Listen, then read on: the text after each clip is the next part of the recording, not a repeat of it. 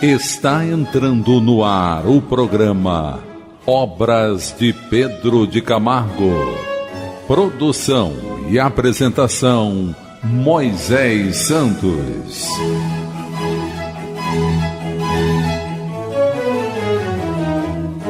Caríssimos ouvintes da Rádio Rio de Janeiro, eu sou Moisés Santos e este é o programa Obras de Pedro de Camargo. Aqui você estuda conosco o Evangelho de Jesus, meu caro ouvinte. Vamos permanecer conectados a este propósito, estabelecendo para cada um de nós essas diretrizes dos ensinamentos de nosso Senhor Jesus, para nos libertarmos do mal, para nos qualificarmos em termos de direito do uso do livre-arbítrio, porque a doutrina espírita é uma doutrina de liberdade, mas de consciência.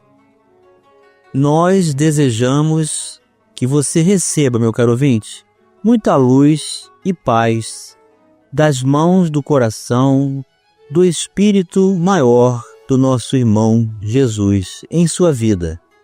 Que você seja direcionado para o bem, que se fortaleça diante das adversidades e mantenha essa conexão com os estudos para as assimilações, reflexões que vamos tirar dessa fonte inesgotável de conhecimento, sabedoria, luz e alimento para cada uma das nossas almas, para então nos esforçarmos e praticar esse Evangelho em nossas ações, palavras e pensamentos.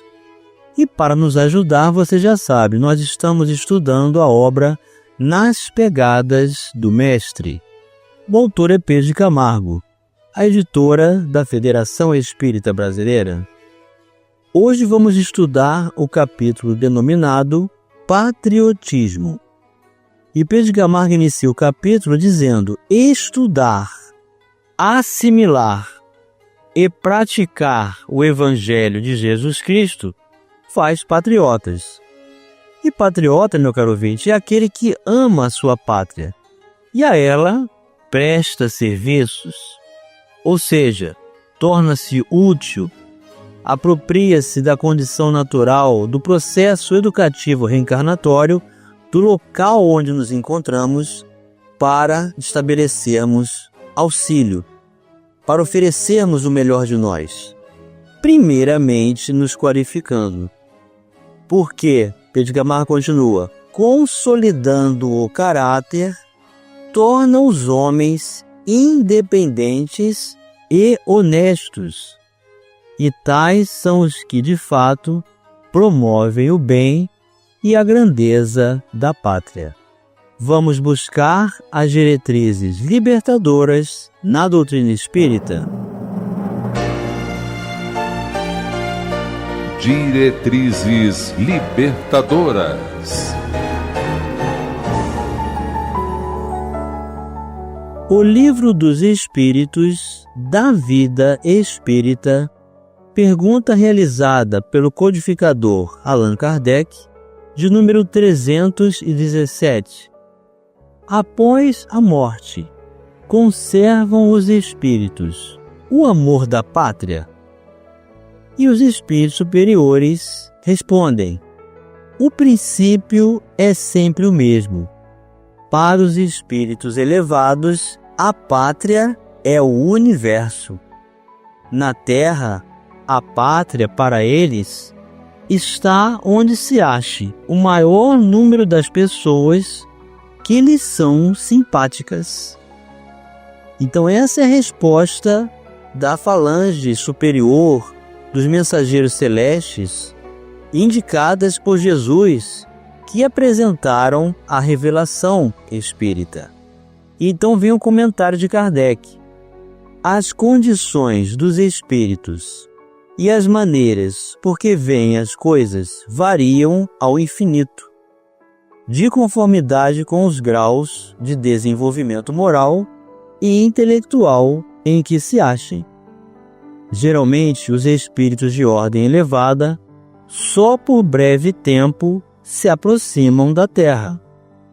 Tudo o que aí se faz é tão mesquinho em comparação com as grandezas do infinito, tão pueris são, aos olhos deles, as coisas a que os homens mais importância ligam, que quase nenhum atrativo lhes oferece o nosso mundo, a menos que para aí os leve o propósito de concorrerem para o progresso da humanidade. Então essa é a postura dos espíritos que estabeleceram uma grande elevação espiritual, através de contínuos esforços, reencarnações e escolhas cada vez mais amplas no processo educativo do Evangelho. Já os espíritos de ordem intermédia são os que mais frequentemente baixam a este planeta, se bem considerem as coisas de um ponto de vista mais alto do que quando encarnados. Os espíritos vulgares, esses são os que aí mais se comprazem e constituem a massa da população invisível do globo terráqueo. Conservam quase que as mesmas ideias, os mesmos gostos e as mesmas inclinações que tinham quando revestidos do invólucro corpóreo. Metem-se em nossas reuniões, negócios, divertimentos, nos quais tomam parte mais ou menos ativa, segundo os seus caracteres. Não podendo satisfazer as suas paixões, gozam na companhia do que a elas se entregam e os excitam a cultivá-las. Entre eles, no entanto, muitos há sérios, que veem e observam para se instruírem e aperfeiçoarem. Então é assim, meu caro ouvinte, quanto mais nós nos vemos como espíritos, mais nos apropriamos da matéria segundo exclusivamente as nossas necessidades, e não atribuímos o culto à matéria, nem os seus excessos, nem nos iludimos com as sensações, as anestesias de consciências, não estabelecemos mais os vícios e vamos nos libertando dessa matéria que é a causadora do impedimento da felicidade legítima desse mesmo espírito. Então assim se portam os espíritos superiores. E a doutrina espírita vem nos mostrar que isso é possível para todos nós. Porém, a maioria na Terra ainda se encontra mais próxima à condição carnal, somos mais carnais do que espirituais. E então estabelecemos essa conexão com a identificação com uma determinada nação, um determinado país. Mas nós não estamos aqui reencarnados à toa. E Pedro de Camargo continua: o hipócrita, o bajulador e o parasita são os três grandes inimigos da pátria. Só o verdadeiro cristianismo, alterando a condição moral do ambiente, pode destruir essa nefasta tríade, ruína e opróbrio das nações. Então toda a proposta do bem, mesmo que não sejam levantadas as bandeiras, os rótulos da religião, ou mesmo o ideal a que se proponha, porém onde houver justiça, amor e caridade, aí estará o ideal cristão. Então não é a necessidade de apresentação exterior, mas a propriedade do bem aos quais todos nós podemos realizar. E nessa condição de estagnação, realmente é o empecilho, é a grave condição de entrave para o progresso. O trabalho fecundo do povo enriquece e eleva a pátria. As classes parasitárias que consomem e esbanjam sem produzir coisa alguma originam o desequilíbrio financeiro. Desse desequilíbrio vem a fome, a guerra e a peste que assolam as nações. Então, realmente, meu caro ouvinte, esse texto é atualíssimo, porque demonstra que a falta do caráter do bem é que estabelece todo o prejuízo dos desvios morais, que promovem todas as limitações que são a fonte de todas as enfermidades e prejuízos emocionais, tanto para o espírito quanto para o corpo. Então é um desequilíbrio que provoca a fome, a guerra e as enfermidades. A origem de todos esses processos, responsabilidade exclusiva nossa. Nós somos os criadores do próprio destino. Nós causamos as próprias misérias morais. Vamos retirar este véu. Retirando o véu.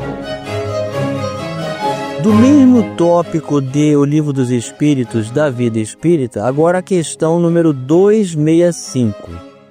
Havendo espíritos que por provação escolhem o contato do vício, outros não haverá que o busquem por simpatia e pelo desejo de viverem num meio conforme os seus gostos, ou para poderem entregar-se materialmente a seus pendores materiais?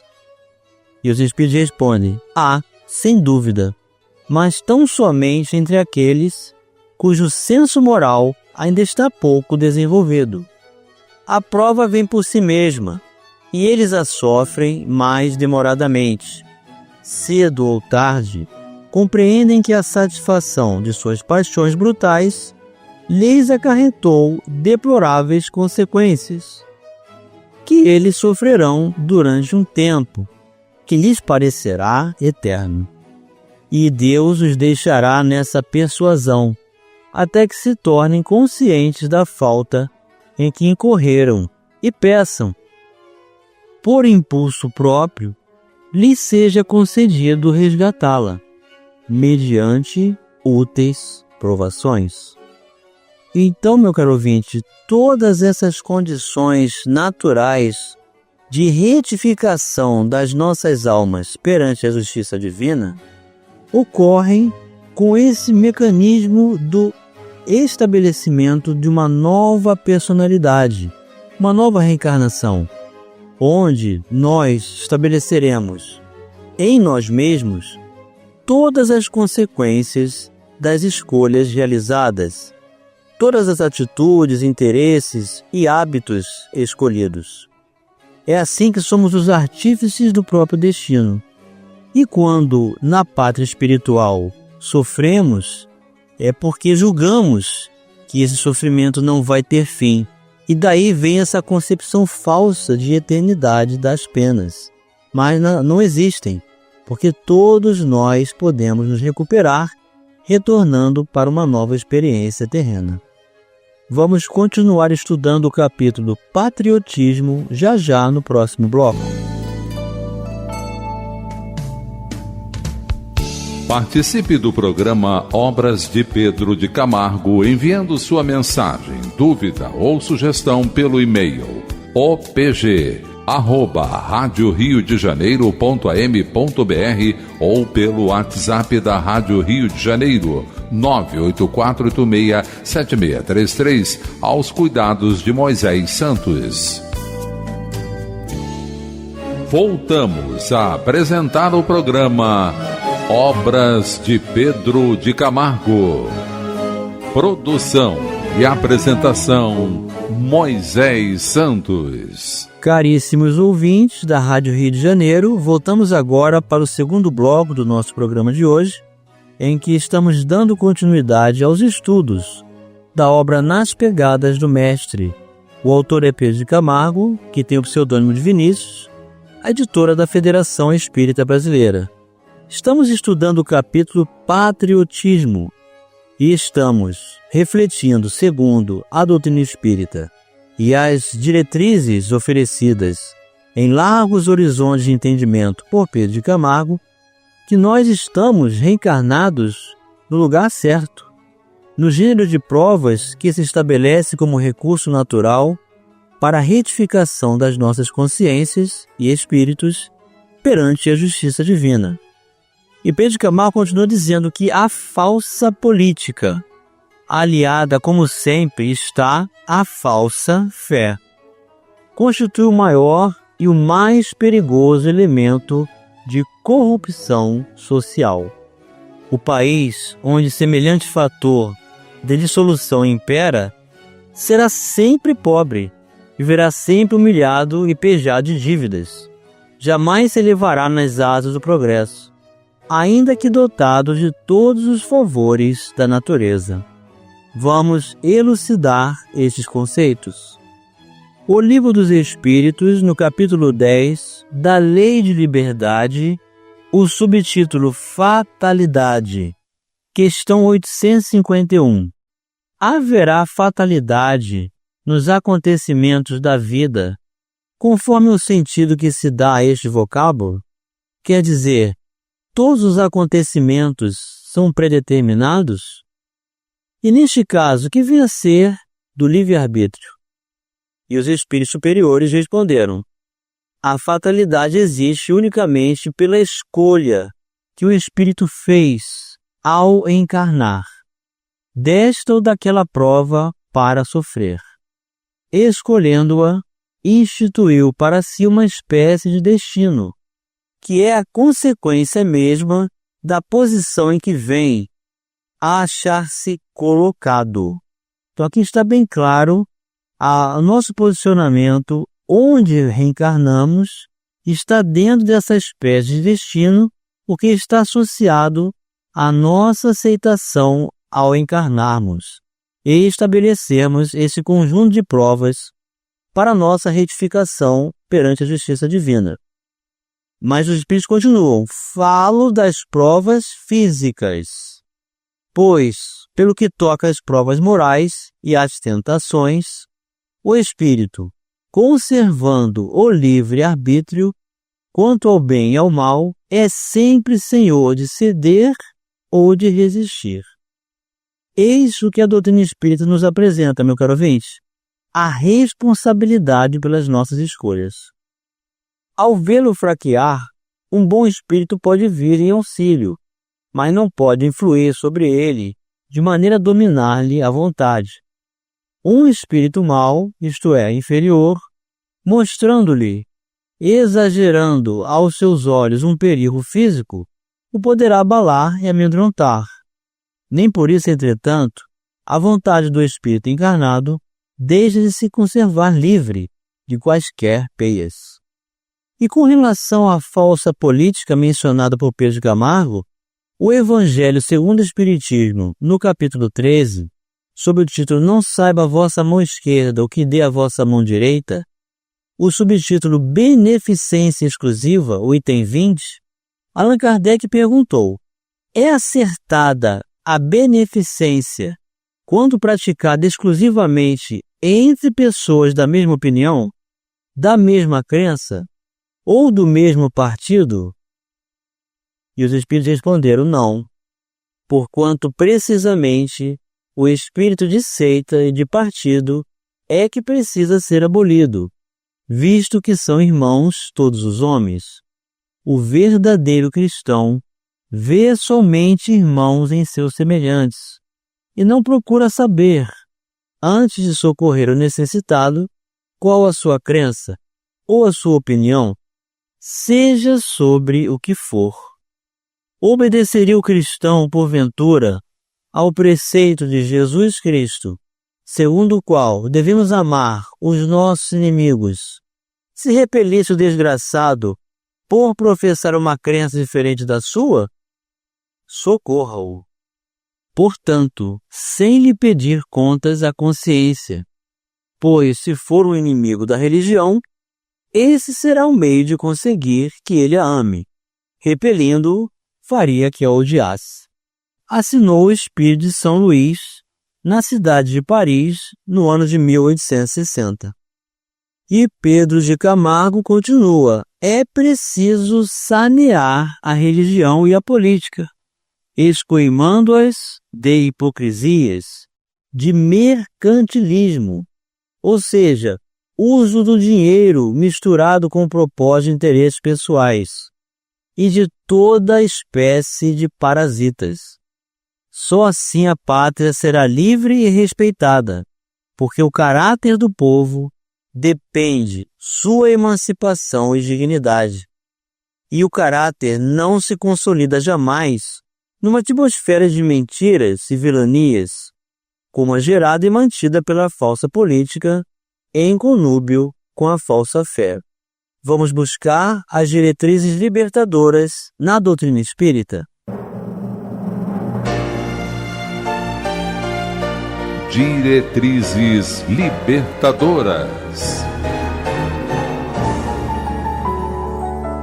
Do Evangelho segundo o Espiritismo, capítulo 19, a fé transporta montanhas. A fé religiosa, condição da fé inabalável. O item 6. Do ponto de vista religioso, a fé consiste na crença em dogmas especiais, que constituem as diferentes religiões. Todas elas têm seus artigos de fé. Sob esse aspecto, pode a fé ser raciocinada ou cega. Nada examinando, a fé cega aceita, sem verificação, assim o verdadeiro como o falso, e a cada passo se choca com a evidência e a razão. Levado ao excesso, produz o fanatismo. Assentando no erro, cedo ou tarde desmorona. Somente a fé que se baseia na verdade garante o futuro, porque nada tem a temer do progresso das luzes, dado que o que é verdadeiro na obscuridade também o é à luz meridiana. Cada religião pretende ter a posse exclusiva da verdade. Preconizar alguém a fé cega sobre um ponto de crença é confessar-se impotente para demonstrar que está com a razão. E Pedro de Camargo vai concluir dizendo: os homens guiam-se pelas ideias, movem-se pelos sentimentos. Purifiquemos o ideal, divinizemos a fé. Os homens serão justos. Não é com tambores, nem galhardentes, que são bandeiras, nem uniformes bizarros ou qualquer outra exterioridade carnavalesca que lograremos desenvolver o civismo e levantar o moral do povo. É necessário despertar-lhe os poderes internos, iluminar-lhe a razão, avivar-lhe os sentimentos obliterados. Numa palavra, é preciso educá-lo. Então, eis a proposta oferecida pelo autor, que a doutrina espírita confirma, meu caro ouvinte. Nós precisamos educar os nossos espíritos, estudando o Evangelho, assimilando-o, refletindo sobre os seus ensinamentos, trazendo para a vida prática, esforçando-se continuadamente, permanentemente, mantido a conexão com esse propósito, e então realizar o grande fenômeno que a doutrina espírita pode fazer em nossas vidas, que é o da reforma íntima. Sendo pessoas melhores, a sociedade será melhor e, consequentemente, o mundo. E chegou o momento, meu caro ouvinte, de você receber a mensagem do Mestre. Mensagem do Mestre. Vós sois o sal da terra. E se o sal for insípido, com que se há de salgar? Para nada mais presta, senão para se lançar fora e ser pisado pelos homens. Vós sois a luz do mundo. Não se pode esconder uma cidade edificada sobre um monte, nem se acende a candeia e se coloca debaixo do alqueire, mas no velador, e dá luz a todos que estão na casa. Assim resplandeça a vossa luz diante dos homens, para que vejam as vossas boas obras e glorifiquem a vosso Pai que está nos céus. Não cuideis que vim destruir a lei ou os profetas. Não vim destruir, mas cumprir. Porque em verdade vos digo que até que o céu e a terra passem, nenhum iota ou um tio jamais passará da lei, sem que tudo seja cumprido. São as palavras de Jesus para os nossos corações, meu caro ouvinte.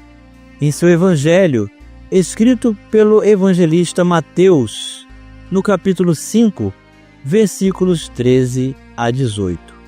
Brilhe a vossa luz, meu caro ouvinte. Você é o sal da terra, é a luz do mundo, e Jesus conta com você e conosco para a reforma íntima de cada um de nós e, consequentemente, a melhora do mundo. Muita luz, muita paz, um grande abraço e até o próximo programa. Você ouviu o programa Obras de Pedro de Camargo. Produção e apresentação Moisés Santos.